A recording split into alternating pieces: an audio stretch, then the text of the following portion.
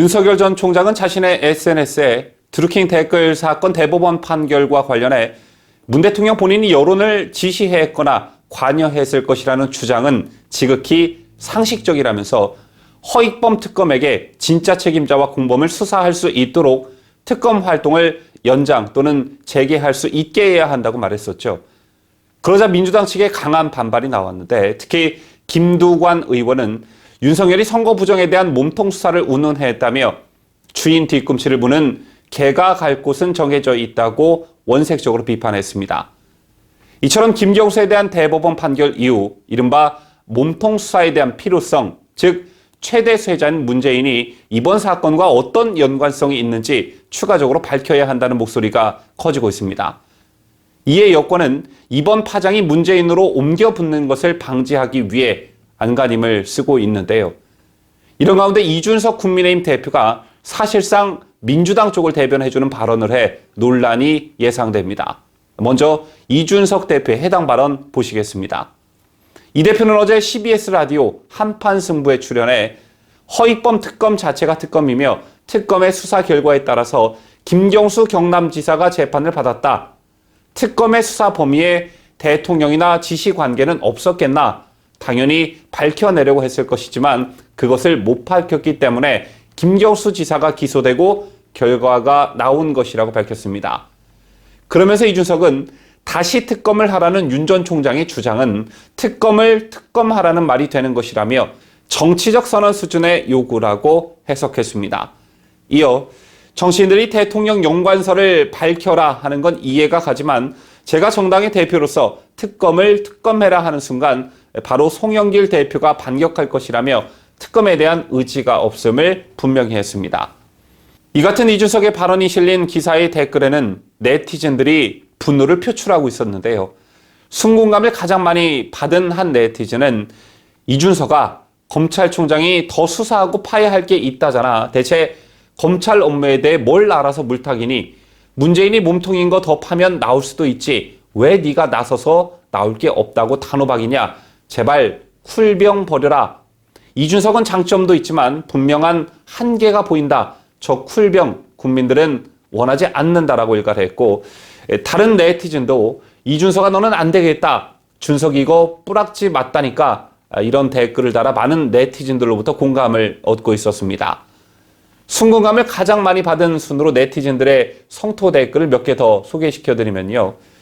이준석 너는 정치하면 안 되겠다. 지금까지 여당 공격 한 번 안 하고 여당 편만 들고 부정선거도 절대 아니라고 하고 만약 부정선거이면 정치를 그만둔다고 했지. 벌써 인천 민경욱 지역은 부정표가 나왔다.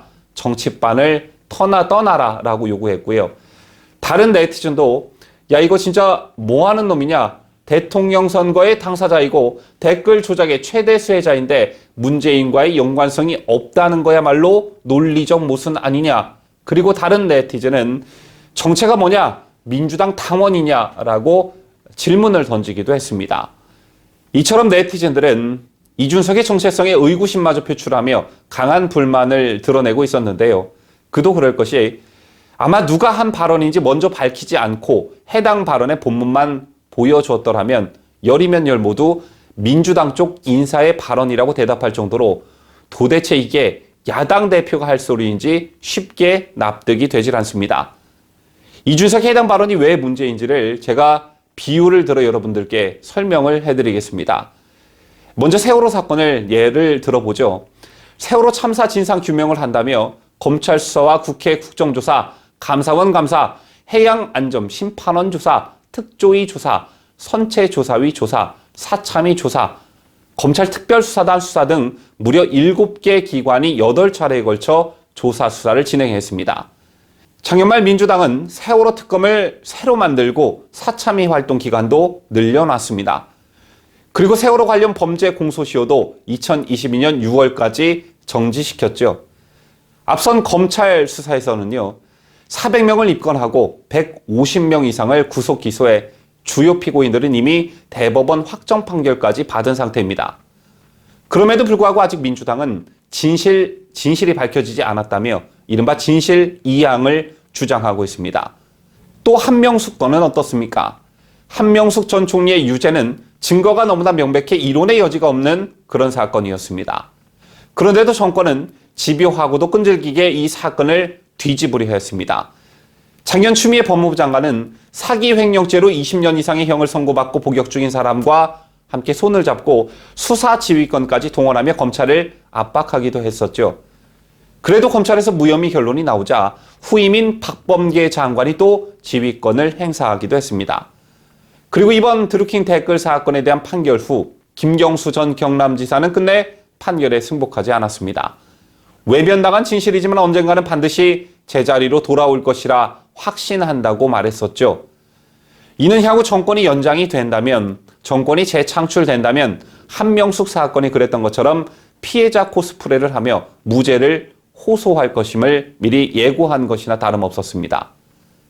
이번 드루킹 사건의 직접적 피해자는 당시 경쟁 후보였던 안철수 홍준표 후보임과 동시에 내년 대선을 앞두고 있는 야권 후보들, 더 나아가 야권 진영 전체가 잔뜩 긴장할 일입니다. 지금 이 시간에도 어떤 여론 조작이 벌어지고 있을지 아무도 모르는 일이기 때문이죠. 그렇기 때문에 경각심 차원에서라도 이번 드루킹 사건과 관련해 보다 본질적인 부분을 더 파헤칠 필요성이 충분히 있고, 드루킹 댓글 사건에 대한 비판을 확대하고 지속하는 일 자체가 야권의 선거 캠페인이 될 수도 있습니다. 그런데 제1야당의 대표인 이준석이 특검도 끝났고 대법원 판결도 나왔고 김경수도 2년 실형을 받았으니까 이걸로 그만합시다, 그만하자라고 합니다. 또 특검이 문재인과의 연관성에 대해 수사를 안 했겠냐, 그러니까 문제는 이번 사건과 연관성이 없다, 이런 취지로 말을 하고 있습니다. 또 민주당 송영길 대표가 반격할 거니까 자, 그만하자, 이렇게 말을 하고 있습니다. 정말 민주당과 청와대가 해야 할 말을, 하고 싶은 말을 이준석이 대신해주고 있다는 생각마저 드는데요. 앞서 제가 언급해드린 세월호와 한명숙 건과 같은 일들은 여당이 하자는 대로 질질 끌려다니면서 야권이 총발기에 문제를 제기하고 공격해야 할 일에는 정작 이만큼 했으니까 그만합시다 라고 합니다. 도무지 저는 납득이 가지 않습니다. 이벤트와 쇼하라고 당대표를 뽑아놓은 건 아닐 텐데 말이죠. 지금까지 저는 자유대한민국을 수호하는 뉴스데일리 베스트 민앵커였습니다.